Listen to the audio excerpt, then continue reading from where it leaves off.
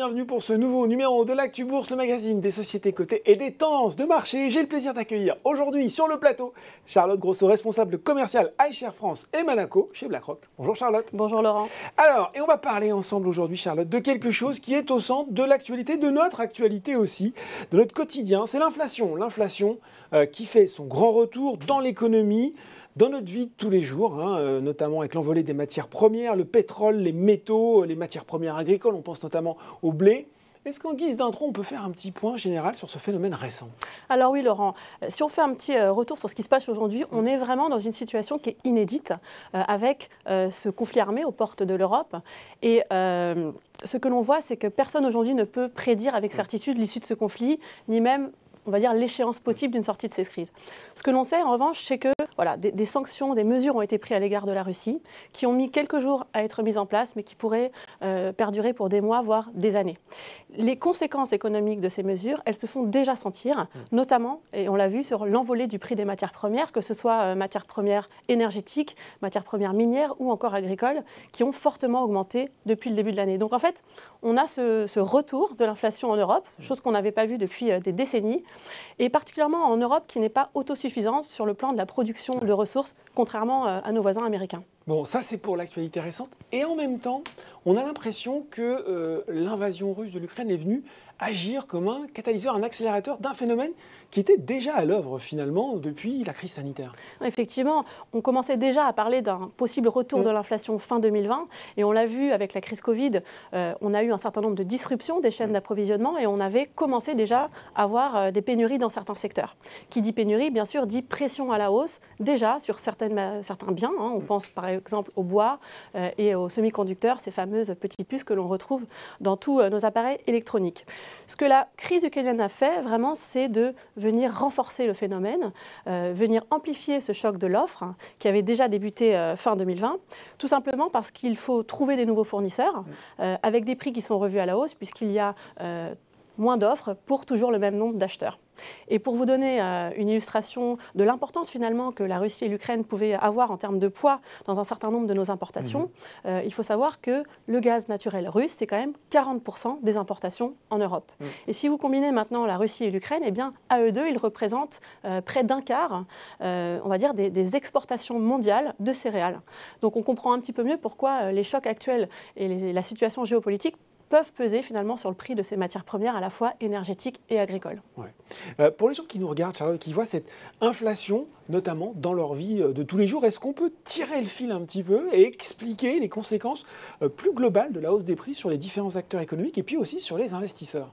Donc effectivement, cette inflation, elle nous concerne tous en tant que consommateurs. Ça va nous coûter par exemple plus cher pour faire le plein d'essence à la pompe. Ça, on s'en rend bien compte. Mais elle va aussi, cette inflation, venir impacter et peser sur les marges de nos entreprises. Donc une inflation qui va trop haut, finalement, c'est un frein à la croissance économique. Alors si maintenant on se place du point de vue de l'investisseur, eh bien cette inflation, c'est l'ennemi invisible de leur épargne. Cette inflation, en fait, elle vient peser sur l'épargne des particuliers. Et si je prends un exemple, si vous avez des économies qui sont placées sur un compte qui est peu rémunéré ou pas rémunéré, eh bien, le livret A, par exemple. Le livret A, effectivement, vous allez voir ces économies qui vont diminuer en valeur au fil du temps à cause de l'inflation. Ça veut dire, quand je vous écoute, quand je suis investisseur, je dois forcément en tenir compte de cette inflation dans mes décisions, dans ma stratégie d'investissement. Il faut en tenir compte, d'autant plus que cette inflation, elle est souvent, on va dire, sous-estimée. Je pense que la plupart des gens ne se rendent pas compte de l'impact sur le long terme. Parler d'ennemis invisibles, je pense que c'est très juste finalement. Voilà, si on regarde par exemple sur les 30 dernières années, la valeur de l'argent s'est dépréciée de moitié, alors qu'on était quand même dans un contexte d'inflation qui était considéré comme relativement maîtrisé. On parle d'une inflation inférieure à 2-3%, ce qui est bien en deçà de ce qu'on peut observer actuellement, notamment en Europe pour 2022. Donc effectivement, pour un particulier qui épargne pour sa retraite, par exemple, il est vraiment intéressant de se poser la question, est-ce que mon portefeuille, finalement, il est immunisé contre cette inflation? Et si ce particulier souhaite investir, eh bien, il peut se poser la question de savoir, est-ce que les placements que j'ai sélectionnés, est-ce qu'ils vont être plus résilients dans ce contexte d'inflation? Et on peut penser à certains placements qui, traditionnellement, performent mieux dans des contextes d'inflation, comme par exemple certaines actions ou encore les matières premières, qui, traditionnellement, ont tendance à bien performer consommer dans ce contexte d'inflation. Alors justement, les matières premières, on en parle beaucoup en ce moment. C'est quelque chose que je peux avoir envie, justement, je le disais, d'intégrer dans ma stratégie d'investissement. Est-ce que, on parlait retraite aussi, il y a une enveloppe qui est plus adaptée qu'une autre pour ce faire? Alors, vous pouvez vous exposer aux matières premières à travers un fonds que vous pouvez ensuite loger dans une enveloppe, que ce soit votre compte titre ou bien même votre PEA. Nous avons un ETF qui s'appelle iShares Diversified Commodity Swap UCITS que vous pouvez loger dans votre PEA et qui d'ailleurs est accessible sur Boursorama sans frais de courtage comme de nombreux ETF de la gamme iShares. Ça va intéresser beaucoup de monde parce que justement, le problème très concret d'investir dans les matières premières, c'est comment je fais? Je ne vais pas stocker des lingots de cuivre, de l'or, des barils de Brent comme ça. C'est l'avantage des ETF, c'est que je vais pouvoir comme ça m'exposer à une diversité de matières premières très simplement. Donc effectivement, c'est vraiment tout l'intérêt d'utiliser un fonds comme un ETF pour avoir cette exposition justement aux matières premières sans être obligé de les stocker dans son garage. Donc c'est quand même plus pratique. Donc c'est le cas justement avec notre ETF iShares Diversified Commodity Swap UCITS. Donc c'est un ETF qui investit dans un panier très diversifié de plus d'une vingtaine de matières premières. Donc on va retrouver des matières premières énergétiques par exemple, comme le pétrole, comme le gaz naturel. Vous avez aussi des matières premières minières comme le zinc, comme l'aluminium ou encore comme le cuivre. Ou des matières premières agricoles, et là on peut penser au maïs et au blé. Et enfin, vous avez également une exposition aux métaux précieux, comme l'or et l'argent, des métaux qui peuvent aussi jouer ce rôle de valeur refuge. Donc cet ETF iShares Diversified Commodity Swap UCITS, il vous permet vraiment d'investir dans les matières premières au travers de votre PEA, et on pourra reparler un petit peu des risques, bien sûr, qui sont associés toujours, malgré le fait que ce soit un fonds, mais exposé aux matières premières. Bon, voilà, et sans les stocker dans son garage. Moi, c'est ce que j'ai retenu. On parle beaucoup diversification ensemble, Charlotte. Est-ce que justement, a priori comme ça, j'ai envie de dire oui, mais j'ai envie de vous entendre sur le sujet. Est-ce que c'est un bon actif de diversification, les matières premières?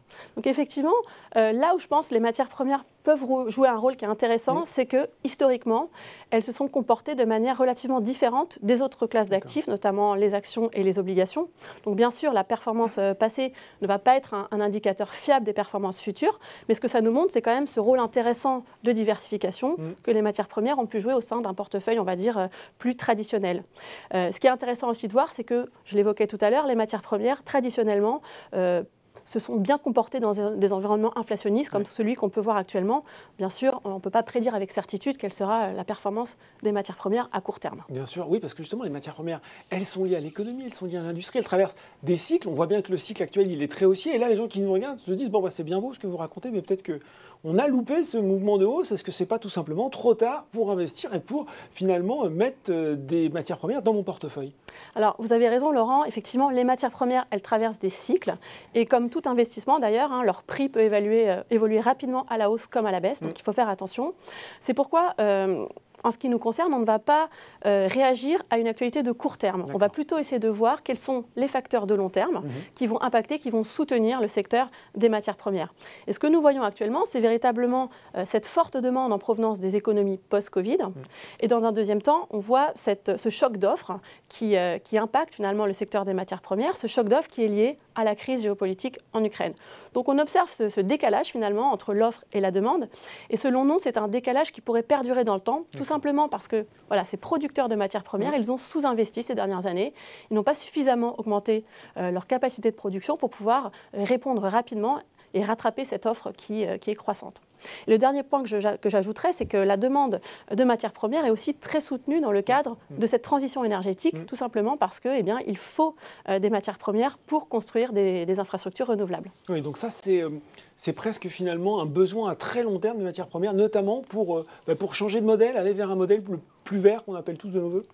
Effectivement, Laurent. Par exemple, pour construire des éoliennes, pour construire des panneaux solaires, il faut des métaux. Il faut des métaux comme le cuivre, comme le zinc ou comme l'aluminium. Donc, effectivement, il va falloir plus de ressources et plus de matières premières pour arriver à gérer cette transition énergétique vers une économie à plus basse consommation de carbone, et puis aussi pour pouvoir finalement assurer notre indépendance énergétique en Europe. On sait que c'est quelque chose qui est véritablement stratégique. Et aujourd'hui, si vous regardez la production d'électricité éolienne, elle est considérée comme relativement incontournable pour pouvoir atteindre justement ces objectifs d'indépendance. Il faut savoir que cette énergie renouvelable, elle est 5 fois plus gourmande en cuivre notamment que l'énergie nucléaire. 5 fois plus gourmande. on se dit, bon, matière première, des tendances de fond, un cycle haussier, porteur. La mariée est presque un peu trop belle. Il faut quand même qu'on parle aussi des risques qui accompagnent un produit exposé aux matières premières, Charlotte. Non, effectivement, il faut savoir qu'il y a des risques qui sont associés à l'investissement dans les matières premières, et ce, même si vous le faites via un fonds. Donc c'est très important, tout simplement parce que le cours des matières premières a historiquement tendance à fluctuer un peu plus que les actions, un peu plus que les obligations. En fait, ils sont considérés comme tout simplement un peu plus risqués, et ça ne correspond pas à tous les profils d'investisseurs.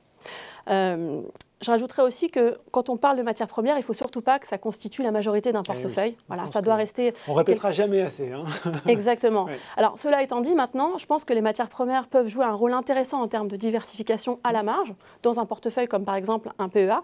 Et c'est ce que vous pouvez faire notamment en choisissant l'ETF iShares Diversified Commodities Swap, que vous pouvez venir loger dans votre PEA.